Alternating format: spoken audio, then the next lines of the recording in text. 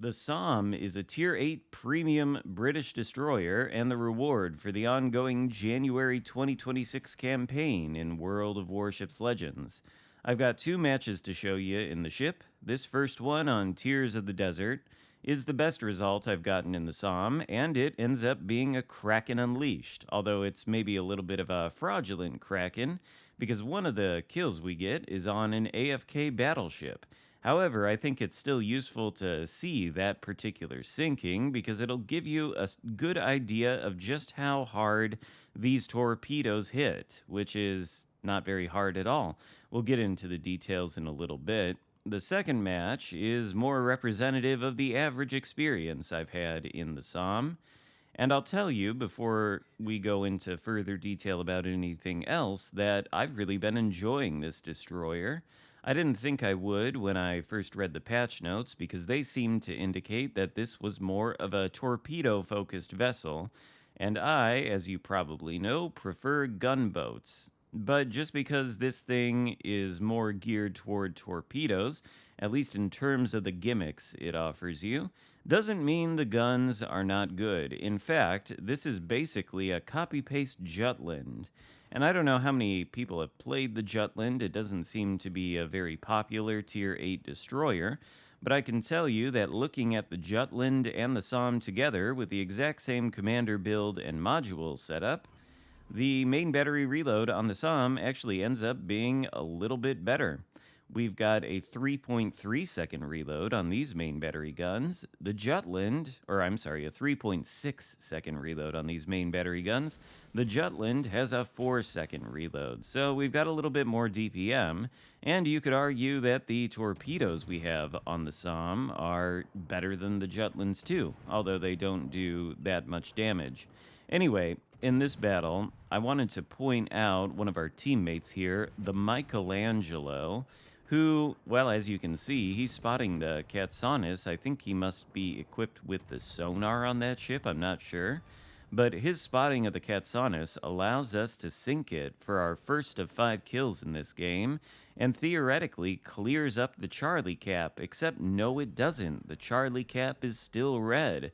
Why would that be? Well, because it's occupied by the other enemy destroyer, and this Michelangelo, he's not apparently satisfied with sinking the Katsanis. He's as aware as I am that the other DD is probably in this cap, since nothing else is spotted, so he's gonna continue on his course. And you see we've got AL New Jersey out there, and an unspotted battleship coming in from the center of the map on the red side of things. So, this guy's gonna be in trouble, but he does spot the lightning. He must be running sonar, otherwise I don't know how he's seeing this guy. And, well, you don't want to be the lightning in that position where you've got the Somme shooting at you and then all the secondaries for the Michelangelo.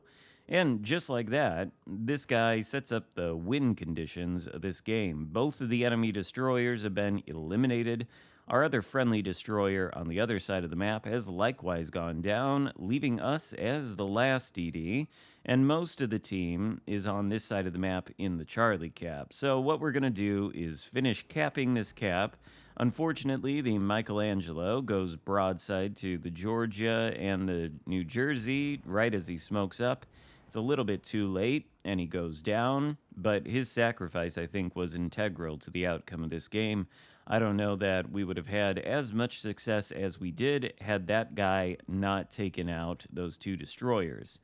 And I want to say that this thing is fairly decent at taking out enemy destroyers, which is one of the reasons I've been enjoying it.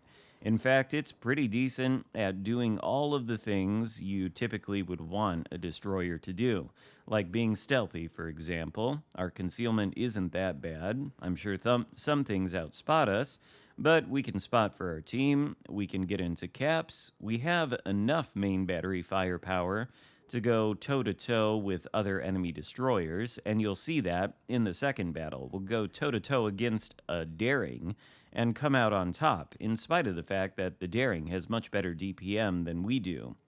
Part of that has to do with the British smoke screens, and of course we'll run down the stats and talk about the consumables. But this thing is good at performing the main functions of a destroyer. So good, in fact, that I've been doing nothing but winning with it. Now, to be fair, I have a relatively small sample size of matches played. I'm at 15 over the past couple of days in the Somme, but I usually play about 15 to 20 to try to get a feel for the ship before I form an opinion on it.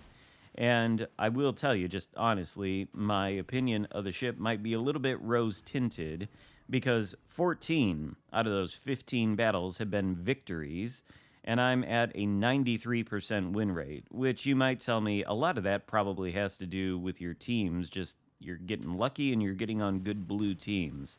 And, that might be accurate, but at the same time, I am averaging something like 2,393 base XP in the Somme, so I've been contributing to the outcome of most of those battles at the very least. And because of that, well, I've been enjoying the ship. So I doubt most people are going to get a 93% win rate across their first 15 matches in the thing. And I'm sure my win rate is going to fall precipitously as I continue to play matches in this. But I expect it'll end up being pretty good. And usually, when the win rate is something like that on a ship that I'm playing to begin with, that suggests that the ship is good, because I am certainly not a 93% win rate player myself, not even close to it. Anyway, we're inside of this Charlie cap now. We've tried to set up the win conditions here, but both of the enemy destroyers are dead. We've got 3 out of 4 of the caps now. We need to hold those. The red team does have an advantage on us over ships. Usually happens if your entire team goes to one side of the map and forms a really big strong side. You can see the Georgia and the Azerlay, New Jersey have been kiting away from the Charlie flank since the beginning, and my team's sort of been following them while the rest of the Reds cleaned up the other side of the map and now are moving into the caps. The New Jersey, the Georgia, this Amagi out here, they are sort of the least valuable targets right now, with the Amalfi closing in on this capture circle. And then I think there's a Jean Bart or something behind us that's in the middle of the map. We're sailing out here because Amalfi is a fast ship. I'm assuming he's using sap. And if we get spotted by him, we still have full HP. But, well, the sap really hurts. The only bad thing about this ship is it's not very fast. I'm running the speed flag on it. And with that speed flag and, really nothing else in terms of commander skills speccing into the speed, we've got 35 knots. I know Amalfi is faster than that, so we do have to abandon the cap. And because the enemy team is ahead of us on kills and this Amagi is clearly AFK, we're going to launch our torpedoes at him in the trademark British single file launch so we can guarantee all of them hit. Now, because they're going to be hitting in the same place, damage saturation is probably going to be a thing here. But in each torpedo launch, we've got 10 torpedoes. These are 2 quintuple launchers, and it's going to take 8 of them to sink the full health Amagi. These torpedoes are decent in terms of everything, I'd say, except their alpha. They have a 12-kilometer range, but they only hit for a maximum of 10,077 damage. So when you take torpedo damage reduction into account and saturation and the like, well, you saw some of those hits there are only generating about 5-6K, and we need literally all 8 torpedoes to take out the Amagi. The torpedoes reload in 140-second space, so a little bit over 2 minutes there. But as you saw, we deployed the torpedo reload booster, and that's the main gimmick on this ship in terms of its consumables. This torpedo reload booster also has a 140-second cooldown, which exactly matches the cooldown on the torpedoes themselves. Bit of a unique situation there, and it means you can use it several times out of the battle. It's only a little over 2 minutes, and, well, the battles last 15. And you see here, it comes in handy with the torpedoes against the Georgia. That and the range. We're able to hit that Georgia with 2 or 3 torpedoes, rather. 2 of them cause floods, and he's on DCP cooldown right now, so those floods are going to be permanent. You can pump out 20 torpedoes into the water at any one time using the reload booster. Although I should mention, there's a choice. You don't necessarily have to go with the reload booster. Instead, you could switch the reload booster to a heal. It's not a very inspiring heal, and normally I'm inclined to take heals on a destroyer because any ability to recover HP after you lost it in a destroyer can theoretically change the outcome of a battle. But in this case, the ability to send out these 20 torpedoes, I think it outweighs the use of the heal. And of course, like all British destroyers, we've got the British smoke screens. We've got 6 charges base. They only last for about 42 seconds, but they reload in 60 seconds. So essentially, you've got smoke on demand whenever you want it or need it. The guns, well, here they are against the Amalfi. It's not like he's got a lot of HP left, so we're just kind of finishing him off. But we've got 6 113mm guns, same size as the Jutland, same size as the Daring. But again, unlike the Jutland, we have a 3.6 second reload. He's got a 4-second reload, and then the Daring at Legendary tier is quite a bit better than us in terms of DPM. It's got a 2.2 second reload. This is all with the reload module in the 4th slot, by the way. Speaking of modules, I'm also using the new module for the British and the Commonwealth ships. It goes in slot 2, and it's called, I believe, Supercharges. Yeah, that's what it's called. It gives 5% extra range on the main battery guns, and then it gives a AP and bomb penetration multiplier of 10%. It gives a nerf, though, to Sigma to the tune of 5%. And so with that module in place, we've got an 11.5 kilometer range on these main battery guns. They have a 10.6 second 180 degree turn time. The Sigma is reduced to 1.9 with the mod, but it's not like these guns are inaccurate. Dispersion seems fine. As for the damage they do, it's not that high actually on the HE. 1,700. That's on the lower end of Destroyer HE Alpha actually. But the fire chance at 8% is pretty good, and being small guns, these do only pen 19 millimeters of armor with the HE, so they can pen other DD hulls, but really on larger ships, cruisers, and battleships, they're only going to be penetrating the superstructure. But the fires they light, along with the torpedoes that you can launch, you see we get a dev strike there against the Dalian, well, you know, this thing can pump out damage, although on average I haven't been doing much damage. That's one of the main issues I've been having with the ship, if you can call it that. I've been averaging, I think, around 50,000 damage, so this is by far the highest I've done, and it's not like 123 is impressive.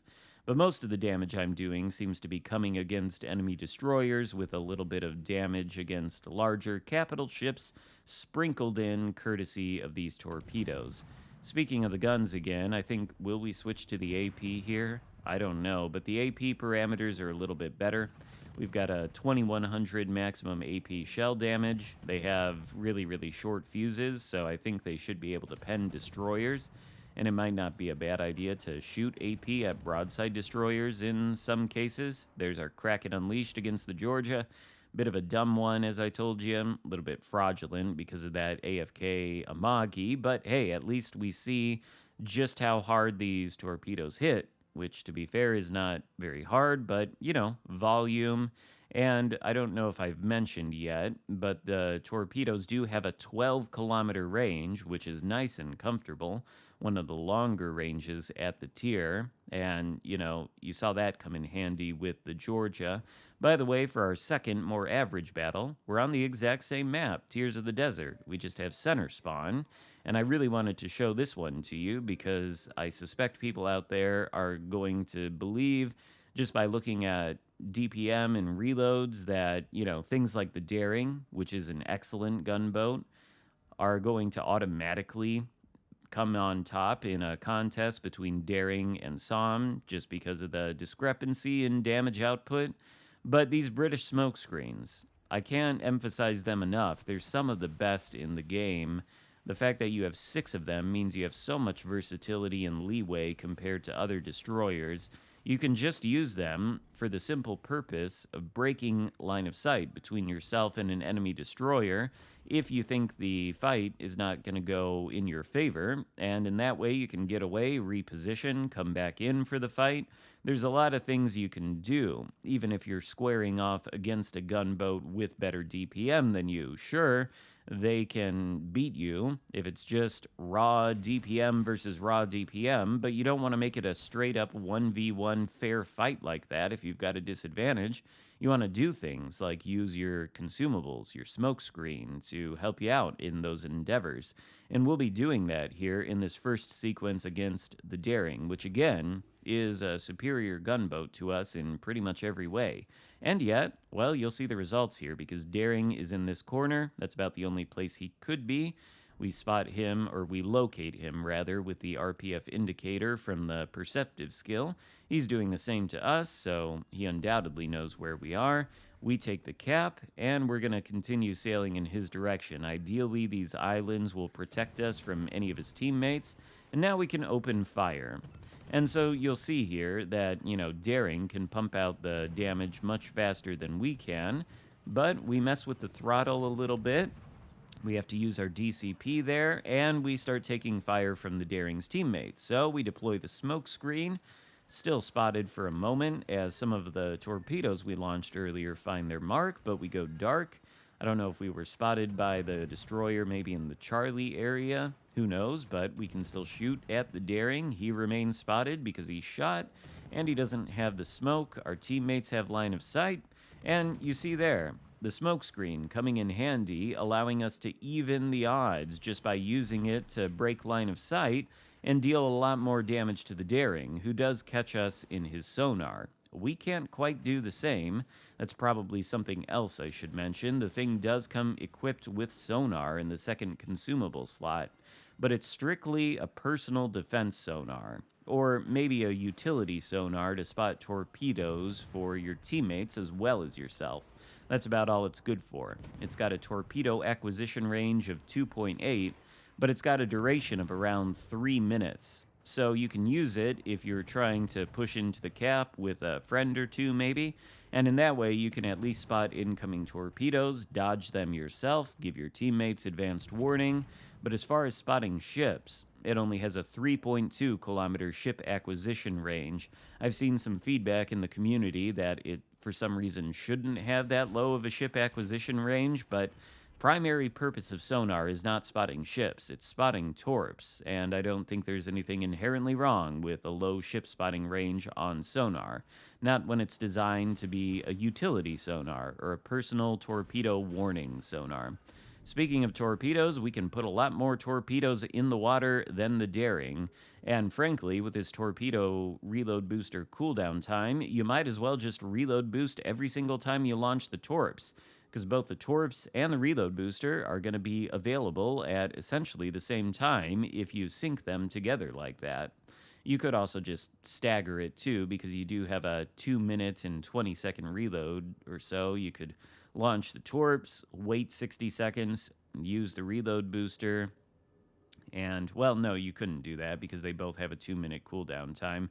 Never mind on that. I think it's just better to use the torpedo reload booster at the same time as every launch. Anyway, the Daring, well, he smoked up himself, but he's lost a lot of HP in our engagement. He's trying to get away, and he's also trying to take the cap we spent so long trying to take. Here you can see the contest between the DPM. He's winning, obviously, but we can deploy the smoke once again. He remains spotted, courtesy of our teammates. We cannot quite get the killing blow on him, though. He's maneuvering away.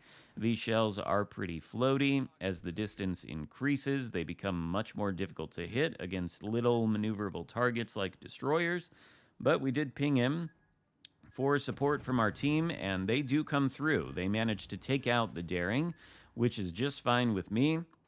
It doesn't really matter if we get the kill or not, as long as we're spotting the guy and our teammates are coming in clutch like that. That is perfectly fine. There's no such thing as kill stealing in this game. There's only kill securing, and you saw it right there. Anyway, we've got the Bravo cap, but there's still work to be done here. We've got our teammates in the Charlie cap, so actually maybe there's not that much work. think they're going to take that without really any opposition. Anyway, finishing up on the Somme's specs here, we talked about the main battery, the torpedoes, survivability. I should show you my commander build, actually. I've been testing this thing exclusively with Vian. I would use a different commander, no doubt. Paid commander, probably Xarkun or whatever, instead of like Tier VIII, for example. You could certainly build this thing for torpedoes if you wanted to, but guns are more consistent and reliable than torpedoes. And when you've got this torpedo reload booster and a 2-minute cooldown, I just didn't see a necessity for building into the torpedoes. And Vian, even though he doesn't really have too many skills that actually buff the main battery firepower, he's a bit more of a gunboat commander archetype than Tier VIII is, who he's exclusively torpedoes. So my thought is build into the guns on this thing. That's why I've got the main battery reload mod, for example, and then just go with the base torpedoes. Having guns is ultimately what you need in order to win fights against other enemy destroyers, and that's probably the most important thing you can do. The inspirations on the build are Eric Bye for extra concealment and William Sims for extra HP. With Sims, we've got 23,140 HP. We've got really terrible AA that's not worth mentioning and I don't think can shoot down too many planes. Our maneuverability, well, we've got that 35 knot speed. We've got a 4.2 second rudder shift. So we're not exactly fast, but we are maneuverable. And then our concealment is 5.4 with the Eric Bye inspiration. This battle ended up going in our favor. Most of the red ships went down thanks to the people on the other side of the map, and there's just this Yoshino left out here who ducked behind the island. So we're just going to finish up this game by getting into the cap, and as you can see, we've done something like 76,505 damage. That is representative of my experience in the Somme, although it's a bit on the higher end of the average damage I've been doing. I've been at about 54,000, and of course that's ballooned by the match I just showed you previously, which that 129k was the highest damage I've done. So, you know, this thing has all the tools for farming damage. I just think if you're playing the objectives a lot these days, you might not get that much of an opportunity to farm a bunch of damage, which is fine. I'm certainly not complaining about it. I've been winning a lot of games with this ship. It's just a good, solid destroyer. Yeah, I wouldn't say it's the best at the tier or anything like that.